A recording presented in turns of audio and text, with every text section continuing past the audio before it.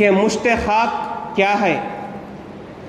لوگوں کے اندر اس بارے میں بہت سی باتیں ہو رہی ہیں، تو میں سمجھتا ہوں کہ اس کی وضاحت آپ کے سامنے کر دی جائے کہ مشت خاک شریعت میں اس کی شرعی حیثیت کیا ہے۔ اب مشت خاک کیا ہے پہلے یہ سمجھ لیجئے۔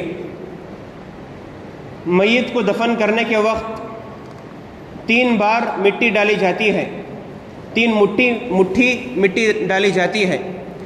اب اس بارے میں بہت سی غلط فہمیاں لوگوں میں عام ہیں، اور اس وجہ سے جو صحیح بات ہے وہ کہیں چھپ کر رہ گئی ہے۔ تو سب سے پہلے ایک بات یہ جان لیں کہ شریعت کے اندر جس چیز کو جس درجے میں رکھا گیا ہے اس کو اسی درجے میں رکھنے کی ضرورت ہے۔ اللہ تعالیٰ نے جس چیز کو فرض اور واجب بنایا ہے ہم بھی اسے فرض اور واجب جانیں۔ ایسا نہیں ہے کہ جو چیز فرض ہے اس کے ساتھ ہم سنت کا معاملہ کریں، یعنی فرض کو ہم جو ہے کبھی چھوڑ دیں کبھی پڑھ لیں، ایسا نہیں ہے۔ فرض ضروری ہے، ادا کرنا ضروری ہے، اور اسی طرح جو چیز سنت ہوتی ہے اس کے ساتھ بھی ہم سنت ہی کا معاملہ کریں، یعنی جو سنت چیز ہوتی ہے اس کو ہم فرض کا درجہ نہ دیں اور ہم اس کو ضروری نہ سمجھیں، اور اگر کوئی اس کو نہ کرے تو ہم جو ہے اس کے اوپر جو ہے فرض کی طرح اس کو ضروری سمجھ کر اس کو جو ہے باتیں نہ سنانا شروع کر دیں۔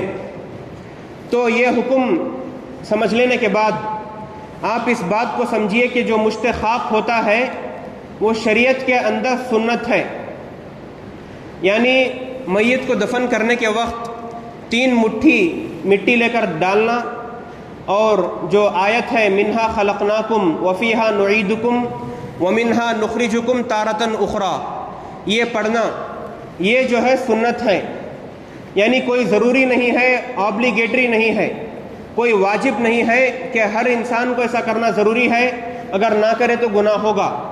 تو ہمارے لوگوں میں اس چیز کو فرض بنا لیا گیا ہے، تو یہ چیز سنت ہے۔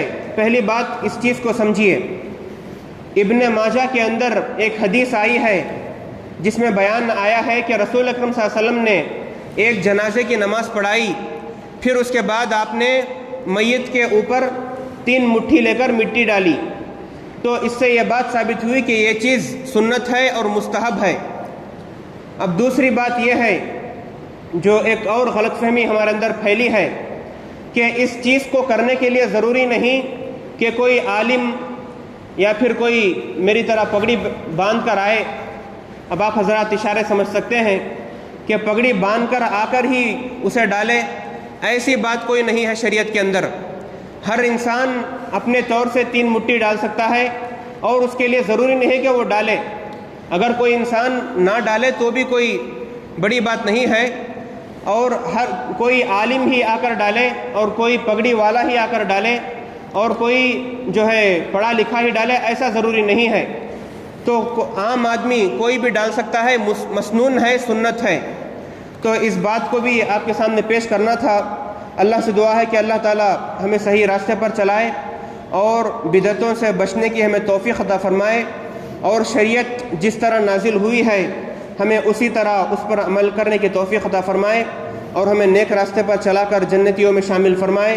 آمین۔ وآخر دعوانا ان الحمد للہ رب العالمین۔